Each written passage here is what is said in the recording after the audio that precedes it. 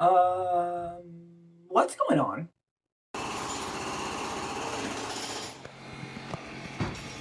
Well, hiya Toots. It's me, Brad, aka your Andromeda and cosplay queen 1014, and Sir Quacks. We would like to thank all our early birds, night owls, and everyone else in between for setting your clocks for 1014 and joining us down here at the Warehouse. What are we here to do today? We are here to review RuPaul's Drag Race Down Under, episode 4, Recycled. Okay, so a few things before we get started. I still haven't fixed this. I just got off of work. Today's Sunday, and I watched it again at midnight when the episode premiered. I obviously have not fixed this. Sorry, I'm getting to it. I was working my little tushy off. If you hear a loud noise, that's because my partner is up in the next room watching it. I have claimed over and over and over, because it's true, that I am a horror fanatic. I just love horror, so I want to be out there watching it as well. But I'm never gonna get this finished if I don't start it now. So, we get after Coco's elimination, and the girls come back into the workroom, where we have Electroshock wiping down the message. We have a few little congrats and shady moments with etc. Not much really else to point out, except if Drag Race doesn't work out for Electra, she could wash windows. So the next day, they come up to the workroom, and I love what etc. and Scarlett is wearing in the workroom. I love their outfits. It's so awesome. Anywho, so they all gather around the table, and they're having a little like kiki, and people are kind of coming for Electra, etc., etc. Kind of stirring the pot.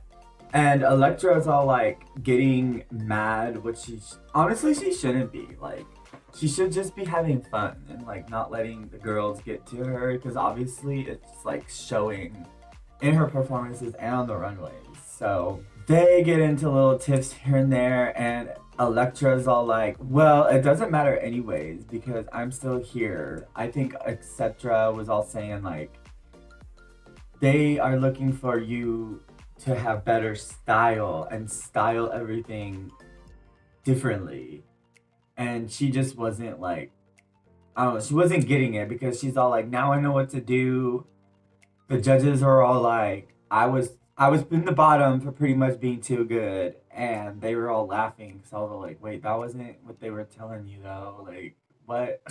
Good day, good day, good day. RuPaul walks up into the workroom, and she announces that the pit crew's coming up in, and they were rolling in a thing full of garbage, because they kept saying like, another man's garbage is another man's treasure. But I'm like, that stuff looks new. They don't look like they got all the garbage. They look like they went to the freaking convenience store and bought a bunch of stuff, like the 99-cent store. Let's be real. None of that stuff was dirty or has stains on it. Come on now. Why are those pit crew boys so cute? Oh my gosh. So Ru announces that they are going to be doing a design challenge. And the design challenge is out of unconventional materials. Now y'all know that I love me some challenges that are unconventional material, because so many cool looks come out of them most of the time. And they started going to war up in that bin, and Anita and Kita were like, oh my gosh, these bitches are vile and they're so ruthless. And pretty much Electra was grabbed everything. And we all know that when bitches be grabbing everything, that doesn't work out well for them. So in the midst of them kind of getting their outfits together, we have Electra kind of having like a mental breakdown, because I don't know, she just seems to be in her head and what the other contestants think of her, and to me she's not really in the game for the competition right now because she's letting everybody else get to her. And I'm like, girl, just let it go. Damn. You know what I mean? Like, Jesus. She was all like ripping freaking kangaroos and teddies and stuffed animals apart, like with some vengeance and some hate up in her freaking face. And like, she was just. We're gonna see her on a true crime story, girl. So in the midst of them kind of getting ready, we have RuPaul doing the RuPaul walkthroughs. Except it's not really a walkthrough. They queens have to bring it to a table to RuPaul. That workroom is tiny, girl. And the queens are listening and watching while the other girls are getting critiqued. So they can hear it. In my other videos, like I wasn't sure. And some of them seem like they were worried. For instance, Electra was all like, I want to be the kangaroo hunter, and had this sketch of this outfit that was like, what is going on here? And RuPaul pretty much like talked her down and was all like, you have a body, a nice body, and you can pretty much wear anything. So you should be taking advantage of that. Okay, then we get to the critiques for Anita, and she's kind of worried about Anita a little bit, even though the concept sounds really awesome. And we come to find out that Anita is in the Navy still. So, for saluting your country. That's amazing. And the Navy outfits are cute, except she's a little jealous that the Navy girls get to wear a little heel. And we come to find out that she plays the trumpet in the Navy band. And little 1014 fact, I also play the trumpet along with other instruments, but the trumpet was the first instrument that I did learn how to play, other than the voice box. And yeah, so I'm a trumpeter too. Trumpeters, you. So I was all like, oh, that's kind of cool. I like to hear that little connection with Anita there. And then we come to Kita, and people aren't liking the ideas of her balls. But I don't know. I was all like, she could probably come up with something really cool with that. And then etc. etc. is pretty much almost done with her outfit when Ru comes in, and Ru's all like, well, remember to make it something good and stands out and reads you, because this is a design challenge. Then we get to Karen, and Karen is going to do this character. I forgot the name, but the last name was like Corby, Shanette Corby, something like that.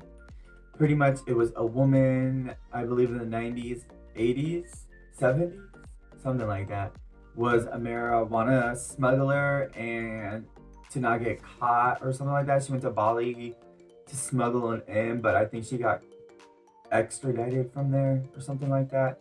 Anyways, I learned a little bit about someone I didn't know, and that was interesting because I love to learn about history, and that was very interesting to learn.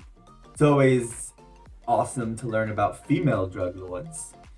All right, so after the little walkthrough, I completely forgot to mention that in this pile, our Simone came out of the pile of junk that they had to use for the unconventional material, and RuPaul announces that Art Simone is officially rejoining the competition. And this like set off the whole episode for me, like in a weird that transitioned really weirdly, because I'm like, when they bring back girls, it's usually like the queen who was eliminated prior to that episode, or they bring back all of the girls and they do some kind of like challenge, and whoever wins comes back into the competition. Now this one was all like weird, and I felt bad for Coco and JoJo, who weirdly are the queens of color on the show, and they are gone, so now all white queens are there, and I'm like, what is going on here? What is happening? Why Art Simone? What is going on? Now, don't get me wrong, I do like Art Simone, and I was super gagged when she got eliminated. But, like, I just didn't understand why they brought her and no one else. It just didn't make any sense at all. Except favoritism is starting to show a little bit, I think, even more than it has been. So in the midst of them getting ready, etc., is like coming for people. No, like she was stirring the pot, being a little shit starter. I'm a fire starter, twisted fire starter. Like, what was going on with her? Like, she was like going in, claws out, girl. So pretty much she was like, I'm guessing, trying to get in the heads of the other queens.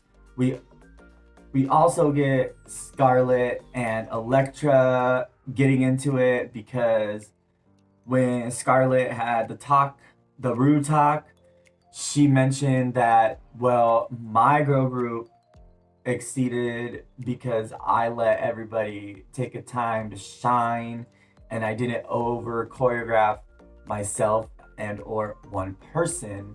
And the whole reason I felt like Elektra's group didn't do as well is because the choreography was simplistic, but why do we need to see 20 splits in a row? A dancer doesn't only just do splits over and over and over. And that was probed by Rupaul, the question. So, and Elektra was like, I know that there is more to being a dancer than just the splits. And she starts name dropping for people that she used to dance for. I believe she said J-Lo, Sia, and Jessie J. You guys, Jessie J is like my favorite singer ever. Like, she's like like Britney was my Britney. Don't get me wrong, like when I was growing up and everything, but like Jessie J is she's my everything now. Her and Robin are like, I listen to them every day. I love them. I love their music. Sorry, we're not here to talk about me. So Scarlett was like, so you danced for people and what? And Elektra was like trying to defend herself. Scarlett was just like, you know what? At the end of the day, I won and you had to lip sync. So whatever, Elektra, just get over yourself. Which she does. Like like I said, she really needs to stop letting the girls get in her head because it's fucking up her game on the competition. And I mean, I kind of like Elektra a little bit, but I'm not feeling this like, oh, I'm gonna be a bitch and do the Elektra show. Like, I don't like that. Like, whatever. Like, yes, it's okay to be a villain. At this point, it's like, we don't really need a villain because no one has really been a villain. Elektra's just being... I'm sorry, but she's just acting like a whiny little prissy pants. So also, when they're getting ready, we have Karen worried a little bit about what she's doing because she's actually doing a character. And Rupaul tried to drop in hook, line, sinker, which she didn't get. Like, make sure the design is good because this is the design challenge. And people were kind of worried about Kita and her boss. Kita was worried about Anita. And Maxie was at the sewing machine trying to sew together one of the worst and hardest materials to work with for unconventional materials, which are like those bags, like those IKEA bags and stuff. Drag bags is what they call it. It's the same material as the IKEA bags. And she was just like, I cannot do this, blah, blah, blah. But then she gets it done. A lot of people were kind of bent up in the confessionals that our Simone was back, which I completely understand because, again, it was just so random. It was really random. And one of the storylines that we got, which made me kind of worry for etc., because they were kind of showing her a lot this episode, was that she identifies as non-binary and her struggles with that, because I guess a lot of people say, well, when are you transitioning, or why aren't you transitioning? And she thought she was gonna transition into living as a woman, but I think she meant like cross-dress or not transition, like a transsexual. But I mean, that's what it kind of sounded like to me. But a lot of people that bully her over that, it doesn't make any sense. And we got this because a lot of the girls, I believe it was Art who brought it up, saying, do you ever get fans or like people over social media coming up to you while you're out of drag and being like, oh, I'm so disappointed that you're out of drag or something like that? And a lot of them felt that way.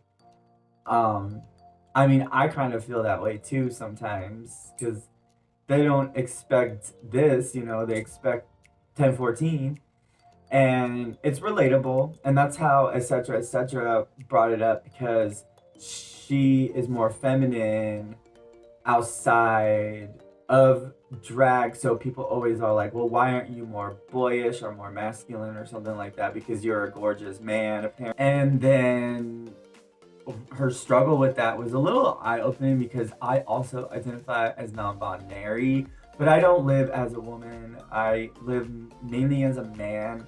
However, there are times when I want to embrace my feminine side, and there are some times that I want to do makeup without getting full drag, or wearing a wig, or wearing female clothes, you know, or putting on some heels. So that's what I mean. Like, I live as a man, but sometimes I'll dress feminine or androgynous or something like that, because I do like to stay in touch with my, you know, my feminine side. I identify as a pansexual, non-binary individual. But again, we're not here to talk about me. So the girls were like, oh, I'm so sorry that you have to deal with that, because that must be horrible, that people don't understand, and that must make you feel a little bad, you know, like, because it would be, I would feel a little bad if I was getting more like the comments like that from people, like etc., because you're just trying to be yourself, you know, and people are always trying to put you in some sort of program or box or whatever, and it's just, it's sad. People just need to open up their eyes a little bit more and just like educate themselves. There's nothing wrong with being ignorant. If you educate yourself, then you're not ignorant to the subject no more. Whether you agree with it or not, at least you're still not ignorant on that subject. And then we get Rupaul coming down that runway looking fabulous as, I love those colors. I love the design of the outfit. Love the legs. She looked like one of those liners for baking for like muffins and stuff. Like the way the outfit was textured and the consistency of it. And those colors were just, oh, they were just so gorgeous. She looked so good. I loved that outfit. Then we had Michelle Visage looking pretty good. And then we had Reese Nicholson looking fabulous. And then we have a guest judge, actor, Els Khaled. And I am unaware, or was unaware, of this actor who is a trans actor. And that's fabulous. We need more trans actors in the media, because that is a lifestyle. That is who people are. So everybody needs to know that it is okay. And he is, I was all like, damn, you are fine as hell. I was like, can I go up on that vacation with you and Karen? Anyways, so then we get to the runway for the design challenge recycled, and I will be doing the runway looks in a different video. So we get right up into the critiques, everybody. So after the runway, Rupaul calls for a ketamine and electroshock. Safe. Electra is finally safe for the first time, and they go backstage to untuck. We get our tops and bottoms.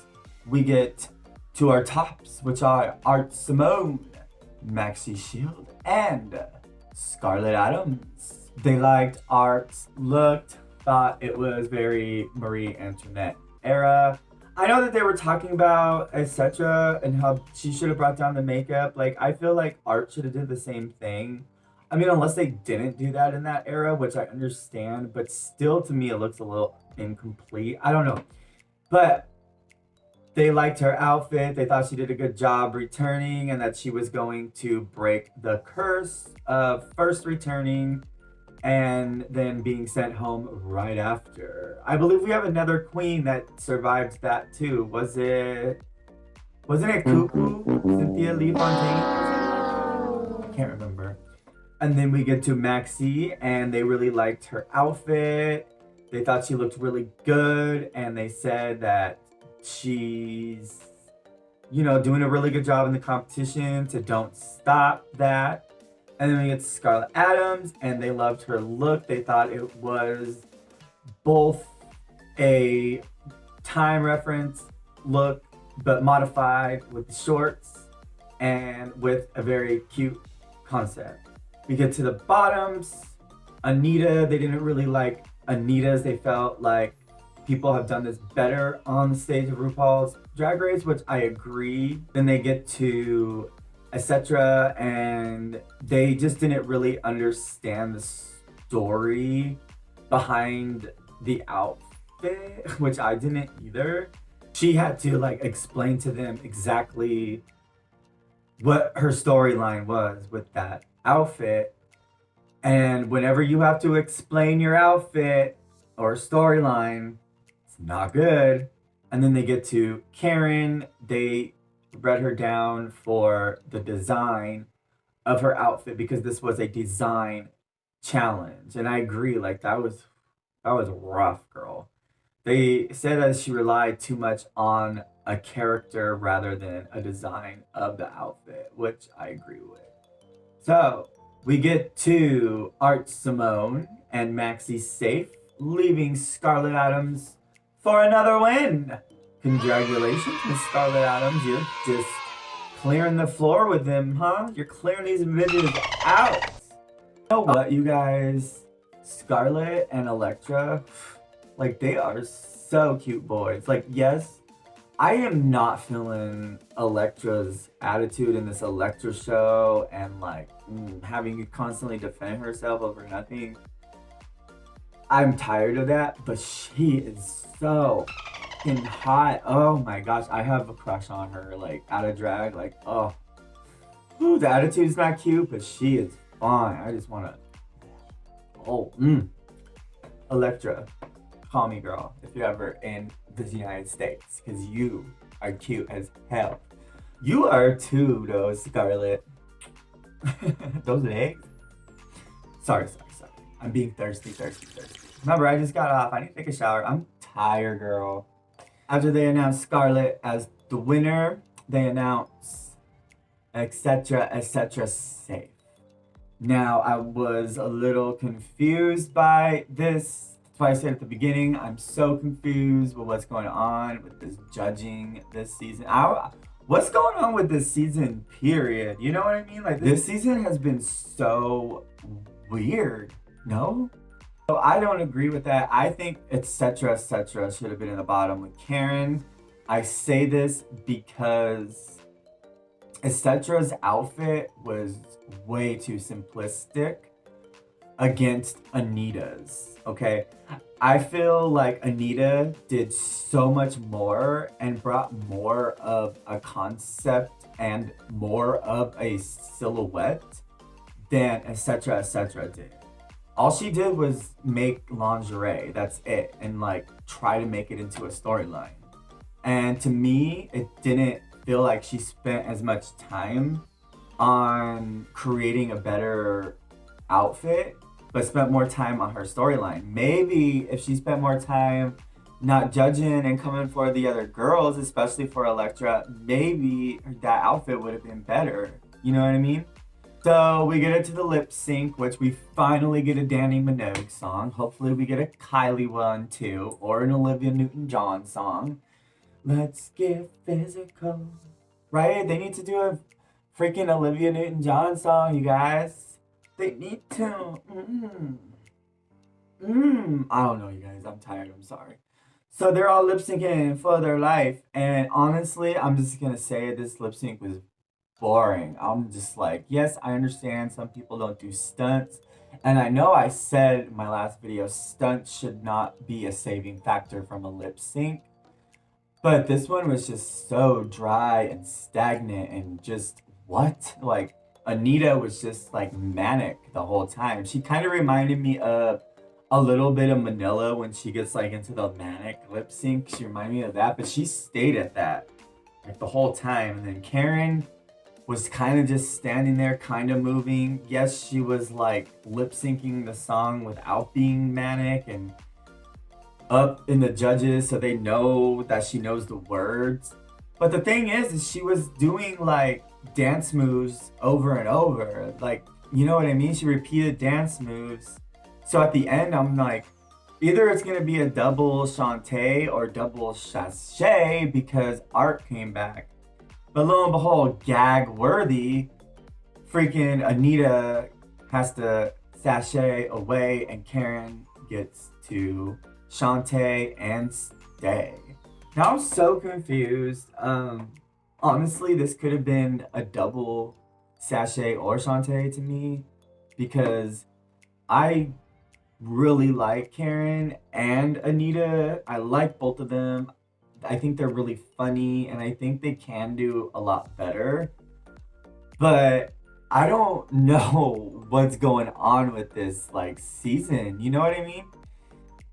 I didn't care for, I don't know, to me, I would have picked Anita over Karen because when it comes down to the design challenge, I just feel, again, even though they hated Anita's, she actually gave an actual silhouette and it wasn't like terrible. She could have used more time, yeah, but I mean, a lot of them could have used more time as well. But like, I just feel like hers was more, like, I don't know, the design for a design challenge was better to me than Karen's and Acetra's. So I thought even with this lip sync, if it wasn't a double one, that Karen was gonna go home because she had been repeating dance moves. But I think they might have sent Anita home because she was just at manic face the whole time. I don't know. I'm gonna miss Anita. I really like her a lot. She is kind of cute too at certain angles. Like you can, when she's in the right lighting, you're like, damn, those facial structure. Ugh. But like, no, I really enjoyed her. She was really fun. I wasn't expecting her to go. I thought she was gonna be a front runner, just like Art. Maybe she'll come back. I don't know, man. But the way this season is going, anything can happen at this point, and I shouldn't be surprised, but I will be, yeah. So I didn't see what the next challenge or the next episode consists of because I was tired and wanted to go to bed. Just like I really, really need to take a shower now, and I've gone along talking way too much now. So what did y'all think of this episode? What did you think of the challenge, the Maxie challenge? What did you think of all their unconventional material outfits, the ending products? What did you think of the judges and the guest judge? What did you think of everybody and all the drama up in the workroom, specifically, etc., etc.? Stirring that damn pot, girl. Anyways, what did you think of the lip sync? What did you think of RuPaul's decision on sending Anita home? Let us know in the comments below. And I, Brad, aka your Andromeda and Cosplay Queen 1014, would like to thank all our early birds, night owls, and everyone else in between for setting your clocks for 1014 and joining us down here at the Warehaus. Until next video, that was RuPaul's Drag Race Down Under. Toodles.